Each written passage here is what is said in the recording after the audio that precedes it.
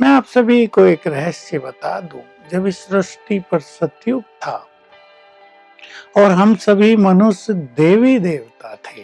आपको ये रहस्य भी जानना चाहिए। सृष्टि के आदि में हम मनुष्य देवी देवता रूप में थे। नो निगेटिविटी, नो इम्प्योरिटी, संपूर्ण सुख शांति, प्योरिटी, प्रोस्पेरिटी, हैप्पीनेस सब कुछ था। तो देवताओं के मन की स्पीड 10 थॉट्स पर मिनट थी। तो देखिए हमारी जो शक्तियां थी बहुत धीमे धीमे यूज हुई। इसलिए हम अपनी लैंग्वेज में कहते हैं कि पूरे सतयुग में ही 2 कलाएं कम हुई। यानी आत्मा की जो बैटरी है वो 12.5% ही यूज हुई केवल। त्रेता में ये स्पीड थोड़ी सी बढ़ गई, 12-14 थॉट्स पर मिनट एंड तक पहुंच गए।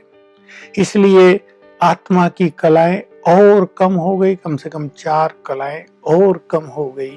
तो इस तरह जब द्वापर युग आया तो ये स्पीड 20 तक पहुंच गई और 20, 22, 25 तक ये चलती रही और कलयुग में अब ये 25 से बहुत ज्यादा हो गई। पिछले 50 सालों में ये स्पीड बहुत ज्यादा बढ़ गई क्योंकि मनुष्य ज्यादा निगेटिव हो गया।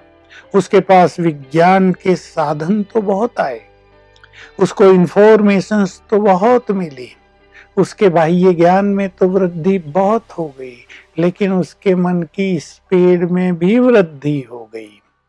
इससे क्या परिणाम हुआ? मन बहुत कमजोर हो गया। अब पहले ही मन की जो बैटरी थी वो 10% पर आ गई थी, अब वो डाउन होते होते बहुतों की बहुत ही कम रह गई है। वो 0 पर कभी नहीं आती, पर बहुत कम, एकदम लोवेस्ट पॉइंट पर आ गई है। इस कारण से बहुत सारे नुकसान मनुष्य को हो रहे हैं।